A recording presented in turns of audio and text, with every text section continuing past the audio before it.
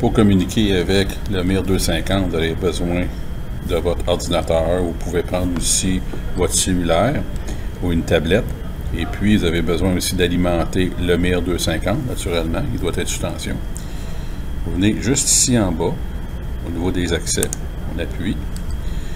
Vous choisissez le robot que vous avez besoin. Dans ce cas-ci, on va prendre le 429. On va se connecter. Donc, dans le document qui est fourni avec le MIR 250, vous allez avoir des mots de passe, dont le premier, c'est pour la configuration du réseau. Donc, pour avoir accès au routeur du MIR 250, si vous avez déjà accédé avec votre ordinateur, votre tablette ou bien votre cellulaire, eh bien, il va se faire automatiquement. Là, présentement, il fait une vérification.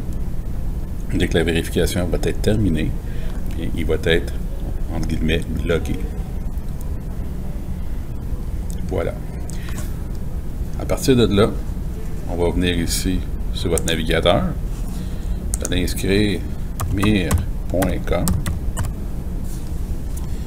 Enter. Et là, on tombe sur la page pour avoir accès au processeur. Donc, par défaut, encore une fois, les mots de passe sont inscrits à l'intérieur du document.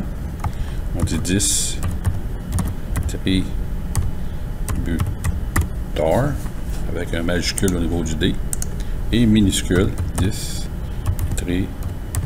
butor.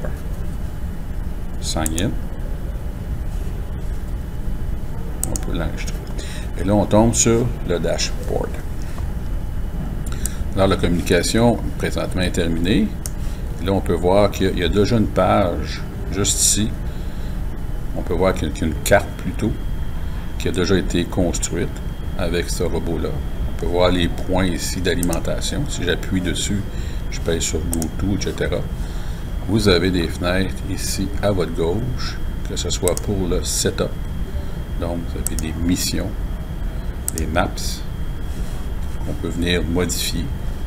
Par exemple, si on pèse ici, on va pouvoir venir apporter des changements à la map. Vous avez du monitoring, donc des analyses, etc. Beaucoup d'informations à l'intérieur du logiciel.